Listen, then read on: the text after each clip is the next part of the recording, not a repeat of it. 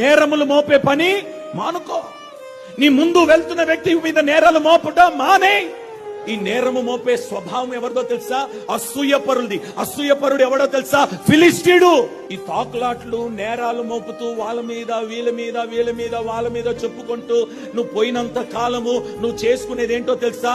కీడును మరి ఎక్కువగా కొని తెచ్చుకుంటున్నావు. ఒక వ్యక్తి ఆత్మీయ జీవితంలో ఎదుగుతా ఉంటే ఓర్వని ఒక భయంకరమైన దుష్టుడు నీలో ఉన్నాడు కదా. ఒక వ్యక్తి విశ్వాసంలో ఎదుగుతుంటే, ఒక వ్యక్తి ఆత్మీయంగా ఎదుగుతుంటే, ఒక వ్యక్తి భక్తిలో ఎదుగుతుంటే, ఒక వ్యక్తి పరిచర్యలు వాడబడుతుంటే, ఒక వ్యక్తి దేవునికి సన్నిహితుడిగా ఉంటే, ఒక వ్యక్తి సేవకులకు సహకారిగా ఉంటే, ఒక వ్యక్తి కుడి ఎడమలుగా నిలుస్తుంటే, నువ్వు సహకరించాల్సింది పోయి తోడుగా ఉండవలసింది పోయి ముందుగా వెళ్తున్న వ్యక్తి మీద నేరములు మోపుట కూడా పాపమే. పరిశుద్ధమైన జీవితము కట్టుకోవడానికి కొంతవరకు నీ తల్లిదండ్రులు నిన్ను కాపాడొచ్చునేమో, కానీ ఆ తర్వాత నిన్ను కాపాడలేరు. నీకు నువ్వే నీ పరిశుద్ధమైన జీవితాన్ని కాపాడుకోవాలి. ఎవ్వరు నీ ఆత్మీయ జీవితాన్ని కట్టరు. నీ ఆత్మీయ జీవితాన్ని నువ్వే కట్టుకోవాలి.